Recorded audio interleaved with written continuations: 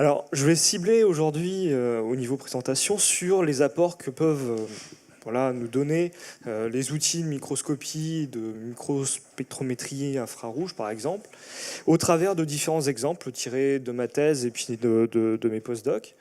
Alors, les plastiques, on en utilise tous les jours, mais on ne sait pas forcément ce que c'est. Les plastiques, il y a deux grandes familles.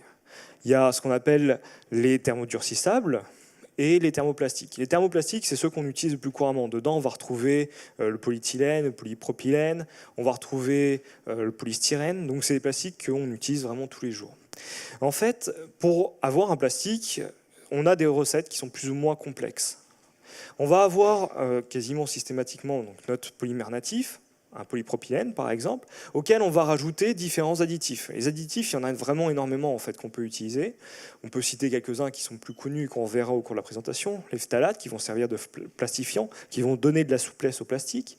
Des halogénés qui vont servir par exemple d'inifugents.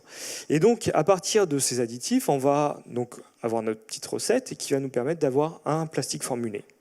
Alors ça c'est très bien, mais quand vous allez voir par exemple un industriel qui fabrique un objet en plastique et que vous lui demandez en quoi est composé son plastique, il vous dira bah, c'est du polypropylène, vous lui demandez ce qu'il a comme additif, il vous dira qu'il est pur.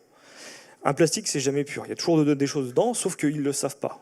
Ils ne savent pas exactement ce qu'il y a dans leur plastique. Et ça va nous poser un certain nombre de problèmes, parce que les plastiques, ils ne sont pas neutres dans l'environnement, ils interagissent avec ce qui les entoure. Alors ils ont, donc par rapport à ces additifs, certains additifs ne sont pas piégés dans le plastique, ils ont une capacité de migration, ils vont passer dans le milieu environnant, mais ils peuvent aussi absorber, donc là, des polluants qui vont être présents dans le milieu naturel. Quand on regarde dans la littérature scientifique ce qui existe à ce niveau-là, eh ben, finalement, le vieillissement des plastiques dans le milieu naturel, milieu marin en particulier, ben, finalement, on sait assez peu de choses. Le polystyrène, par exemple, la seule étude qui a été réalisée sur le sujet, elle date de 89. Sur les interactions entre additifs et micropolluants, bon, c'est des thématiques qui sont désormais un peu plus étudiées. Il y a pas mal de recherches qui débutent là-dessus. Malgré tout, par rapport à la diversité des cas, ça reste assez mal connu. Alors, le premier truc, si on veut étudier un plastique, on veut le mettre un plastique dans le milieu marin, c'est de savoir ce qu'on met à vieillir. Donc il faut connaître son plastique. Alors là, je vais vous présenter ce qu'on réalise au travers d'un projet européen, le projet Interreg Oceanwise, dont l'objectif est de réduire l'impact des déchets en polystyrène expansé dans l'Atlantique Nord-Est.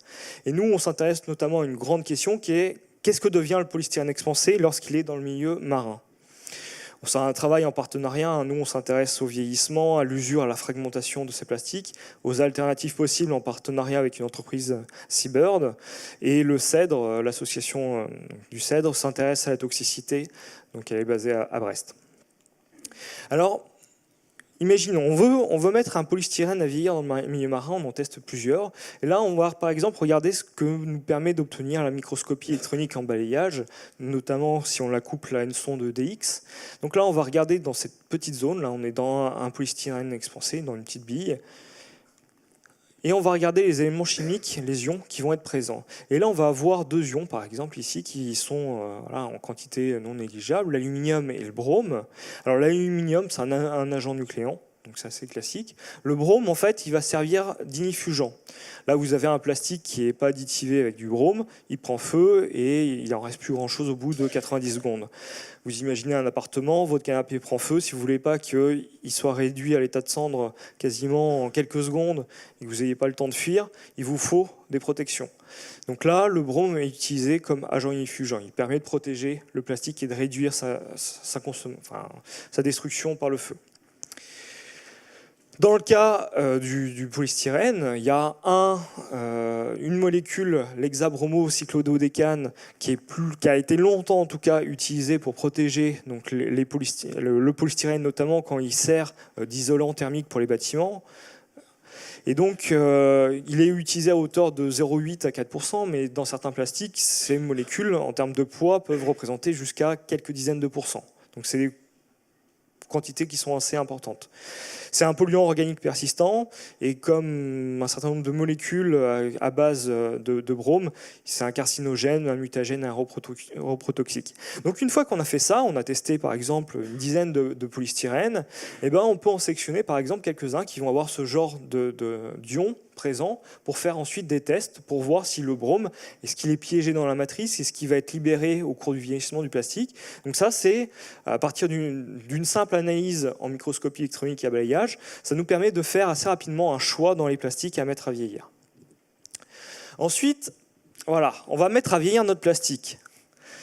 Alors, ça, c'est les résultats. Je vais vous présenter les résultats d'une publication qu'on a réalisée donc, avec l'équipe à Vannes, à l'époque où j'étais doctorant.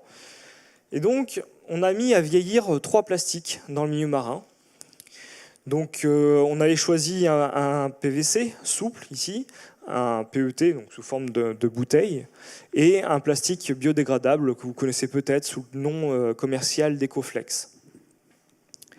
On a mis nos plastiques à vieillir dans le port de Lorient, enfin dans le port de Carnevel, au sud de Lorient, dans ce qu'on appelle des lanternes japonaises, donc qui étaient sous des pontons mobiles, ils étaient toujours immergés. Et on a récolté assez régulièrement, donc au début tous les 15 jours, puis on a espacé une fois par mois, et pendant près d'1 an. Alors, on a regardé ce qu'il se passait au cœur de la matière. Là, vous avez les résultats en microscopie électronique à balayage. Vous avez la surface ici, puis là, au bout d'1 an d'immersion, pour le PVC, le PET et le PBAT. Et ce qu'on observe, c'est que finalement, déjà au bout d'1 an de vieillissement, on a un changement de l'état de surface pour le PVC et le PBAT. Notamment sur le PBAT, on a une érosion très importante de la matrice polymérique. Pour le PET, on n'a pas observé grand-chose. Donc là, voilà, on a pu voir que notre plastique, dans certains cas, il vieillissait. Au cœur de la matière, donc au cœur de notre plastique, là on est tout particulièrement sur le PBAT. Donc là vous avez la surface, et là vous avez la surface initiale, et là au bout d'1 an, et là vous avez la coupe. Voilà. Quand on regarde de nouveau à la sonde EDX, on voit des zones là, qui sont en blanche, qui sont présentées ici en bleu sur l'interprétation, de zones riches en calcium. Le calcium, le carbonate de calcium, dans beaucoup de plastiques, il sert de charge. Il permet de réduire le coût de matière, en fait. Au bout d'1 an, on voit l'apparition de cavités. Ces cavités, elles sont remplies d'ions, de silicium, d'aluminium, de fer, de magnésium. Et en fait, ça, c'est la signature d'argile. On a tout simplement des argiles qui viennent colmater, ou en tout cas se positionner à la surface des cavités. Elles sont piégées dans les cavités. Donc, voilà, ça c'est un point qui est intéressant. Mais ce qui nous a aussi beaucoup intéressé, c'était de voir si, avec ce vieillissement en parallèle, on n'avait pas de la toxicité. Et là, je vais vous présenter simplement les résultats pour l'activité œstrogénique, les perturbateurs endocriniens à effet œstrogénique, pour le PVC. Donc là, vous avez l'activité œstrogénique ici, en pourcent, et puis là, le temps d'immersion. Ce que l'on voit ici, c'est qu'on n'est pas sur quelque chose qui est linéaire. On a une augmentation sur les 60 premiers jours, puis ensuite, on a une diminution. Alors, il faut imaginer qu'un PVC, l'estimation qui est faite en termes de temps de dégradation, c'est qu'il faut plusieurs décennies, voire plusieurs siècles pour dégrader complètement un PVC. Pour autant, il ne faut pas attendre plusieurs décennies, plusieurs siècles pour que ce PVC interagisse avec son environnement. En l'occurrence, ce qu'on a mis en évidence, c'est qu'au cours des premières semaines, dès les premières semaines, il interagit, et donc là, on a un perturbateur endocrinien à effet œstrogénique qui est probablement libéré dans le milieu naturel. Alors, quel perturbateur endocrinien à effet œstrogénique? Là, on va s'appuyer sur une autre méthode, tout simplement de la spectrophotométrie infrarouge. Et là, on a fait les spectres infrarouges des extraits méthanoliques. Et on a une signature spectrale qui est très caractéristique, qui est celui d'un phtalate, et plus particulièrement d'un phtalate qui est le diéthylhexylphtalate. Sauf que c'est un plastifiant classique dans le PVC. Je vous ai dit, il est souple, notre tube de PVC au départ. Le truc, c'est que c'est un perturbateur endocrinien, certes, mais à effet androgénique. Donc nous, on surveillait des perturbateurs endocriniens à effet œstrogénique.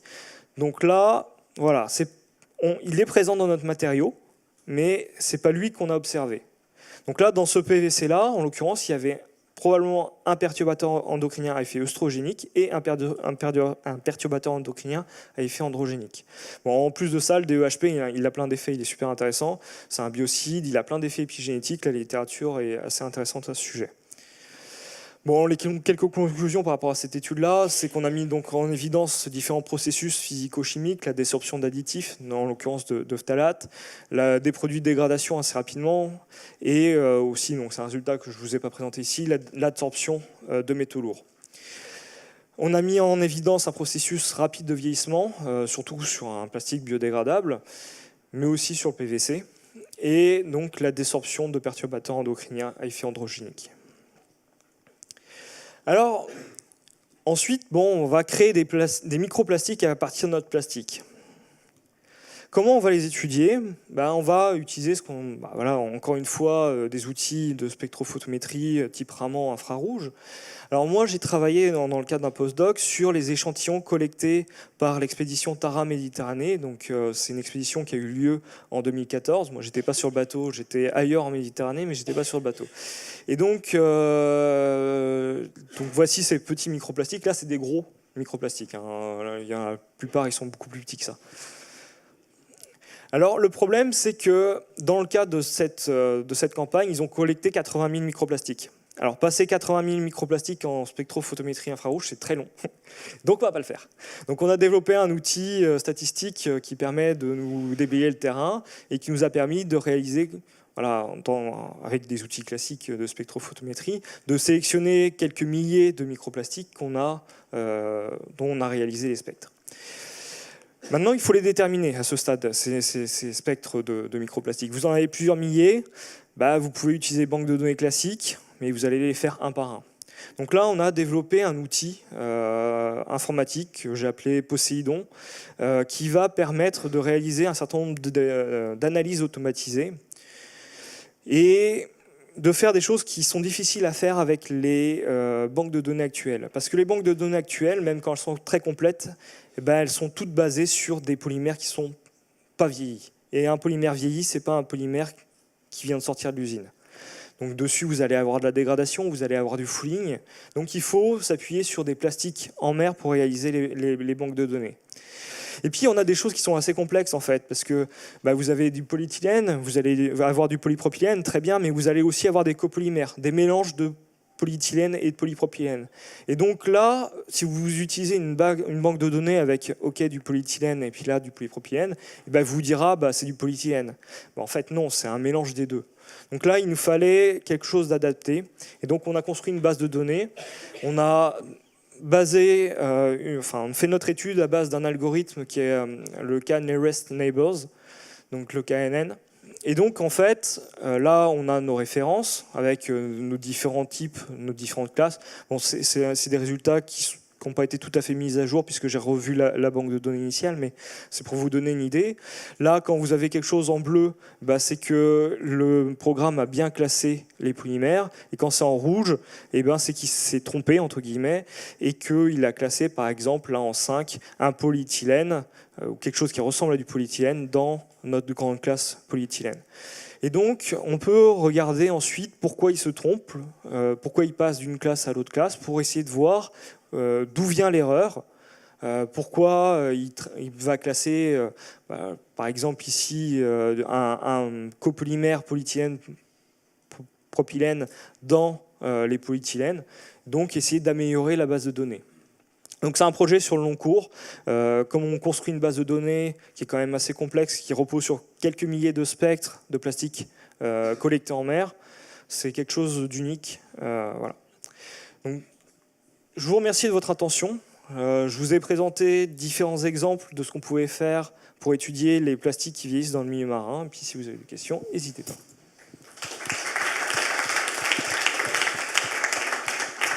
Merci.